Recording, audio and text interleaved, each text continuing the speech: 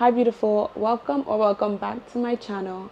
I'm Abby and welcome to Wellness. In today's video, we'll be talking about the 4 major hormone types and how they affect your body.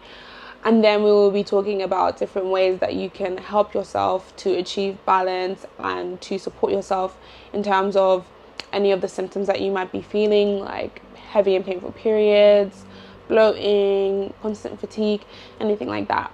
So before we get started, just a little introduction into who I am. My name is Abby and I'm the founder of Alafia, which is a wellness brand. And I'm also currently a Master's of Pharmacy student training to become a registered pharmacist. So I do understand hormones, how they work, how they affect your body, how medications and supplements affect your body. I'm not just another guru on the internet trying to tell you random information. With that being said, before we get started, everything that I'm saying in this video is not medical advice. If you do feel like you are struggling with your periods or your hormones and your cycle and your body and you feel like there's something wrong with you, then you should definitely seek medical advice. I will put some details as to who you can contact and where you can find more information in the description below. And I've also made a really fun and cool way for you guys to find out what hormone types you are, which I will let you know at the end of the video, so make sure you stay tuned for that. I've categorized the hormone types into 4 major groups. So the first hormone type is the androgen dominant hormone type. Now, what are androgens before we start? Because I want to break it down. So androgens are typically male sex hormones. So think of testosterone and DHEA, stuff like that. Androgens are found in higher proportions in men, but they are also very crucial for the female reproductive system. People who are androgen dominant tend to be more PCOS prone. You often experience things like excessive hair growth, like on your chin or your face or your lower stomach area, like where hair shouldn't typically grow for women. And then you also might experience some hair thinning on your actual head. You may also have like really bad acne, hormonal acne, or really oily skin. People who are androgen prone also tend to find it difficult to lose weight because they're more insulin resistant, so they hold on to weight more frequently, especially around their like lower stomach area. And a big indicator for someone who is androgen prone is someone who has really irregular or often misses a couple months of their periods. So those are the main things for someone who is androgen prone. So a few tips on how you can help yourself if you are androgen dominant to focus on balancing and reducing your sugar intake, specifically your refined sugar intake. And this is because people who are androgen dominant tend to be more inflamed, which leads to worsening side effects. It can cause really bad acne, it can cause more insulin resistance, and that is what you're trying to avoid or decrease. And with that being said, I'm not saying that you should never eat sugar again. You do have to be more mindful when you are experiencing that androgen shift, and in order to like combat that and to attain balance again, internal balance, it's really important for you to monitor what you eat. And your diet is very important. Your nutrition is very important, because if you are more androgen dominant, then you do need to focus on like more proteins. You need to have a high protein diet, low carbs, because carbs are refined sugar. So it's not that you're reducing carbs because they're carbs, you're reducing carbs because they have more refined sugars, which can lead to more inflammation, which can lead to more worsening of your side effects. So it's kind of like to help yourself achieve optimal balance, optimal internal balance and synchrony, you kind of want to focus on what you eat. With that being said, cycle syncing your meals, cycle syncing your exercises is honestly the best way to do it, because it doesn't necessarily mean that you have to eat like a robot. We're not men. I hate the fact that women have to automatically operate like men. We're not men. We can't operate like men. Men can eat the same meal 28 days, 30 days of the month, whereas women, we have different needs depending on what time of the cycle we're in, what we're doing, if we're exercising, if we're not, if we're pregnant, if we're menstruating, if we're PMSing. So cycle syncing is so important, and I have a whole ebook on how to cycle sync and what to eat, when to work out. It will be in the description below. Okay, moving on to the second hormone type. This is the estrogen and progesterone imbalance. You would know because you're more PMS prone or PMDD prone. So think about if you're highly overly emotional. So there's nothing wrong with being emotional, but if you're overly excessively emotional, you have excessive mood swings. You could be really happy one moment and then depressed the next moment. Maybe like the week before your period or on your period, you're super anxious and you have a depressive episode, but then the moment you're not in your period, you're fine. You're like, oh no, I just thought I died. Like, I was fine, but you know. So also some other signs that you might have an estrogen progesterone imbalance is you have mega cravings. So if you have super sweet cravings, and if you're super bloated all the time. So it's really important to know that some of these things are completely normal. In fact, a bit of all of these things are completely normal, and they're things to expect throughout your cycle, because as your cycle progresses, you have estrogen peaks, you have estrogen troughs, you have progesterone peaks, you have progesterone troughs. So naturally you will have some of these symptoms or some of these signs throughout your cycle, but this is like if you're feeling this majority of the time and you're feeling it to the point where it's like interfering with your life, or you feel like actually no, this is not normal anymore, then this applies to you. If you feel like this like a week before your period, then you're probably just PMSing. Do you get? Most women crave more sweet things before their period. Most women get bloated before their period. Most women get acne before their period. That's not necessarily not normal, but if it's to the point where it's affecting you, then it's not normal. And I think also what is really important to say is not to normalize these things. I feel like it's been so normalized that, yeah, like, you know what, I'm super depressed before my period. Yeah, that's so normal. No, it's not. It's not. It's really not. It's like, oh, I have major anxiety, I can't get out of bed before my period. That's not normal. I have super heavy periods. They're so painful. I'm literally like stuck in bed for a day. That is not normal. It's not normal. It's not normal. And I hate the fact that it's being normalized and that we as women are normalizing our suffering. It's not normal. There's something wrong. We need to do something about it. And it's not that there's necessarily like something wrong, you need to have medication. Sometimes it's just you need to change your lifestyle, supplement your lifestyle, or make really small changes that will have major impacts. Anyways, I'm waffling. Let's go on. If you do feel like you have that estrogen progesterone imbalance, then here are some things that you can do to help. In terms of your nutrition, one thing that I would recommend if you do have that estrogen progesterone imbalance is you need to be eating a really high fiber diet. And the reason why you need to be eating a high fiber diet is because estrogen is eliminated through digestion, and it comes out of, you know, your number two. Without getting too sciencey, it's metabolized in the liver, which means that the quicker your body goes through that process of metabolism and elimination, the quicker the insulin will be removed from your system. However, if you don't have much fiber and your metabolism is slower, then it means that the estrogen is just going... Did I say insulin or estrogen? I don't remember. If I said insulin, I meant estrogen. If you're not eating that much fiber and your metabolism is slower, then that process of metabolism and elimination is slower, which means that the estrogen is just going to be getting reabsorbed into your body, which means it's not going to be getting eliminated, which means the levels of estrogen in your body are going to be increasing, which will cause worsening of these symptoms or side effects or whatever. Things that are high in fiber, I really like, whenever people say what's high in fiber, I always think, what's high in fiber? But besides like the cereals that are high in fiber and stuff like that, vegetables are really high in fiber, fruits are really high in fiber, granola bars, granola, cereal, stuff like that are really good high in fiber foods. In terms of supplements that you would want to take, I would say the two best supplements that you should take for this imbalance is definitely magnesium and vitamin B6 are really good to supporting you during this time. Some practical things that you can do. Obviously, when you have this estrogen progesterone imbalance, you're going to be very emotional, very sensitive. So I would recommend doing things that just make you feel better generally, like exercising can be really good.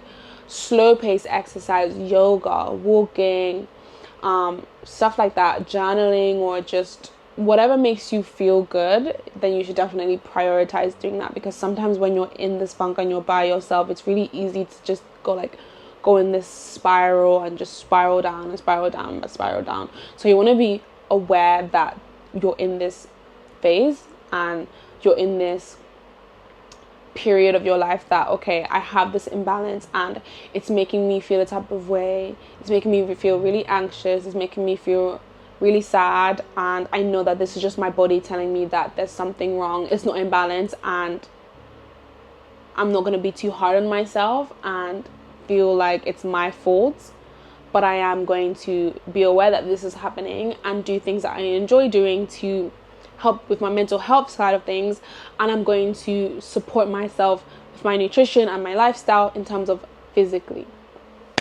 Okay, moving on to the third gorilla. This is the cortisol and thyroid dysregulation. Now, this one is very, very interesting because I would say most recently I have been in this hormone type just because my life has been extremely stressful with uni, and I've gone through a major life change over the last couple of months. So I the reason why I'm even doing this video and I thought of doing this hormone type is because I realized that in myself that I didn't feel like myself, that something was different, but I couldn't necessarily pinpoint exactly what it was. And I've always had really terrible periods, but it wasn't my periods that were terrible anymore, it was like something else that was wrong.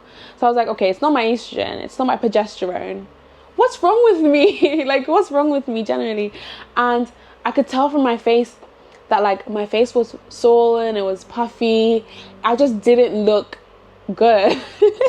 Not even like I didn't look good, like I was hating on myself, because you know I stay looking nice, but I genuinely just didn't look, and I realized that I had really high cortisol levels because I was gaining weight. I wasn't eating, but I was gaining weight. I wasn't sleeping until like 7 a.m. in the morning, but I would sleep throughout the day. I was really low in energy, I was always tired. So that's how I figured out that I had this cortisol and thyroid dysregulation.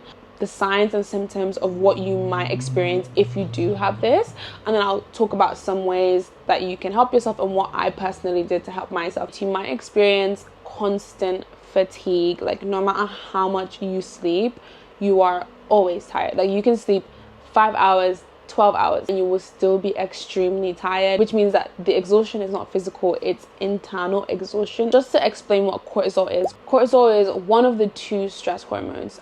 So you obviously have adrenaline and then you have cortisol, and cortisol is released when you are undergoing that chronic stress. We're talking about stress that lasts days, weeks, months, years, and it ends up causing a lot of inflammation and a lot of dysregulation in your body, and it can affect your thyroid. So you'll have that constant fatigue, you have really intense cravings, you'll be craving salt and sugar and carbs, and you'll have like an undying hunger that you will just want to eat, which definitely comes with the mental side of things, like just always being stressed and wanting to have that escape. But it's also physical, you have a physical craving for these because your body is expanding so much energy on trying to de-stress yourself that you're wasting all of that energy, and then you constantly need replenishing, if that makes sense. Some other signs of cortisol and thyroid dysregulation is brain fog, forgetfulness, just kind of like dissociating and feeling super high, and you have lots of energy at night and you can't sleep at night, but the moment the sun comes up you go down. So you'll have that trouble sleeping. Now that we've established that you have a thyroid and cortisol dysregulation, in terms of your nutrition aspect, the best thing that I would say in terms of the nutrition side is to eat a high protein diet, simply because when you eat a high protein diet, protein is a more complex food which requires more energy for your body to break down, so you'll be fuller for longer, so you'll have less of those sugar and carb cravings. So that can help you with the eating or overeating side effect, if that is a side effect for you. In terms of the like stress, you need to find a way to de-stress yourself, and I know that sounds so like unempathetic and so like stupid, because it's like sometimes you can't de-stress yourself, and I know that I truly understand it because that's what I was going through initially. So in terms of what I did to de-stress myself, I literally sat down, because I had so many different stresses, and I literally sat down and I wrote everything down. I wrote every single thing that was stressing me out, no matter how big or how small.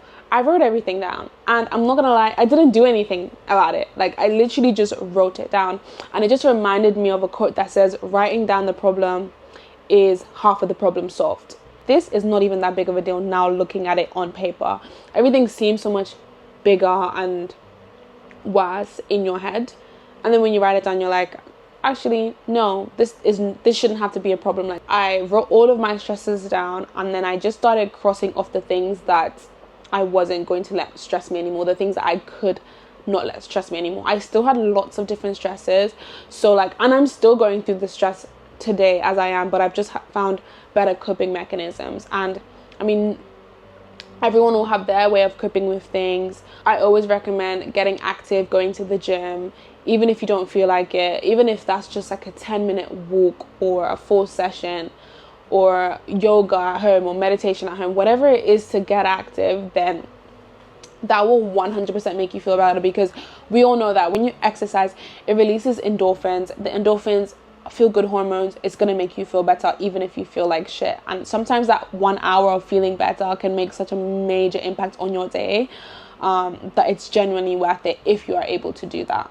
Some other ways that I would recommend de-stressing is finding something to do that you enjoy doing again. And I know that's really, really, really tough to say. Like, when I was going through the muds, I was trying everything. Like, I did self-care nights, but then that would stress me out because I would be in the shower for like an hour and I'm like, oh, I have other shit to be doing. You can try self-care, you can try like coloring. I know those coloring books are really popular on TikTok right now. You can try doing makeup, doing hair, talking to your friends, reconnecting with nature, whatever it is that makes you feel good, that you enjoy doing, like a hobby. Definitely this is the time to reconnect with that and not put so much pressure on yourself to do well. Just do anything. And another thing that I did that really truly helped me, I would say this helped me the most, is honestly just letting go and letting God. I think one thing that really stressed me out was just like being like fighting with myself and fighting with my life and fighting with my reality. And I think that's what caused so much stress and tension, because I didn't want to accept my life, and I didn't want to accept my reality, and I didn't want to accept my truth.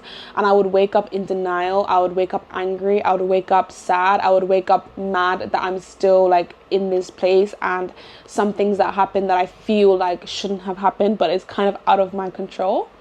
And I think once I let go of that control, and I let go of the anger, and I let go of the this is not how I wanted my life to go, then I kind of was like, you know what is gonna happen is what is gonna happen. Like I let go, and I let God. Literally, I remember there was one night I was literally, I don't know if I'm gonna post this, but I was literally bawling my eyes out. I was crying so badly, and I was like, you know what, God, I don't have the capacity.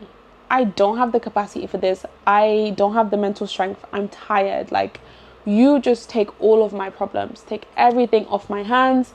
I don't give a shit anymore. I do not want to worry about this anymore. I'm tired. Take it off of me. Like, do what you wish, do what you want. I don't care anymore. Like, I am going to stop stressing about this, because stressing is not going to help me, and it hasn't been helping me. So once I did that, I'm not gonna lie, I'm not gonna say that my life turned around 360. I'm still living, I'm still trying to be better, and I'm working on myself every single day, but I do feel way better in comparison to what I felt like a couple of months ago. So yeah, let go, let God, do something you enjoy, go to the gym, walk. That's my advice in terms of how to de-stress yourself. But obviously I don't know your situation, and the only thing I can hope for you is that it gets better, and I hope you feel better, and I hope you try and actively try to make yourself feel better. You know, I'm in the belief system that you should feel 100% of your emotions, the good, the bad, and don't try and deny it. But at the same time, once you have felt your emotions and you've acknowledged that I feel shitty, I feel depressed, I feel sad, I do not like my life, then after you've wallowed enough, it's time to move on, because wallowing is not going to get you anywhere. it's just going to keep you stuck. That's easier said than done. I can 100% appreciate that. Going off on a ramble tamble and a ramble tamble. Supplements that I would suggest, honestly, for something like this, I would suggest just lifestyle, not necessarily supplements. But I've heard that ashwagandha is really good for like numbing feelings, but again, I wouldn't necessarily recommend to numb your feelings. I think you should feel everything, but do as you wish with that information. The last and final hormone type is the estrogen dominant hormone type. Now, a couple of years ago, I was heavily estrogen dominant, and the way I know that is because my periods were living hell, living fucking, pardon my French, hell. Like I would dread every month, every new month. I'm like, oh, when is my period? Oh, what am I doing around that day? Let me pre-call in sick, pre-plan not to go into uni. Like my periods were so terrible. Now, the signs and symptoms that you may have estrogen dominant hormone type is you have extremely painful, extremely heavy periods. You may be like fainting from your periods, maybe you're anemic.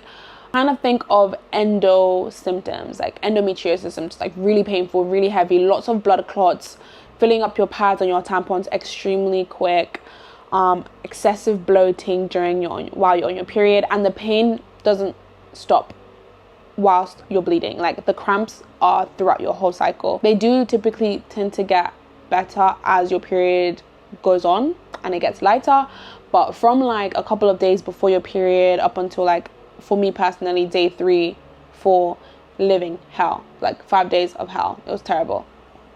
And you may also have some really, really strong cravings as well. Pain after sex or during or after sex, and terrible mood swings. But just because you're bleeding and you're in pain, why would you not be like moody? The fuck? That one should be a given. Like if you're in that much pain and you're bleeding for that long and that heavy, I'm so sorry, don't even breathe in my direction. Don't even look at me. Like don't even be alive. Don't even be alive. So yeah, anyways, in terms of how you can help yourself if you are estrogen dominant, and as I said earlier, you want to be eating a high fiber diet. If you're having painful periods or heavy periods or mood swings or anything like that, bloating, you want to eat really high fiber. That's leafy greens, any vegetables, fruits. Some other things that you want to be doing is you want to be eating lots of anti-inflammatory foods or anti-inflammatory ingredients. So again, leafy greens, omega-3s. You want to be drinking like some ginger, lemon, turmeric, beetroot, fruits like that have really good anti-inflammatory properties that will just help reduce the inflammation that is causing the pain from your periods. Other things that I would say, this is not medical advice, but you want to be looking at maybe some pain medication. You can get some over the counter. Well, this is for the UK anyways. You can get some over the counter like paracetamol or ibuprofen. Before you take ibuprofen, make sure you speak to your pharmacist just in case you have any like contraindications for that. In terms of lifestyle, like it's mainly the nutrition in terms of the anti-inflammatory. I'm not going to tell you to exercise because I know people say that exercising helps with period cramps, but when you experience really terrible, excruciating, debilitating period cramps and you can't get out of bed and someone's telling you to go and work out, it's like a slap in the face. So now that I've explained the different hormone type groups, I have made a really fun hormone type quiz. It takes like 2 to 3 minutes. Just answer the questions based on what is true to you, and then it will give you your hormone type and some tips, and I will also send you a nutrition guide and a skincare guide for your hormone type. You can find the link to my quiz in the description below, along with any other resources that might help you. But yeah, thank you so much for watching this video. I really truly do hope that it helps. If you have any questions for me on like hormones, exercise, diet, nutrition, whatever, let me know in the comments below and I will definitely respond to any questions that I get. But yeah, thank you for watching and I'll see you in my next video. Bye, beautiful.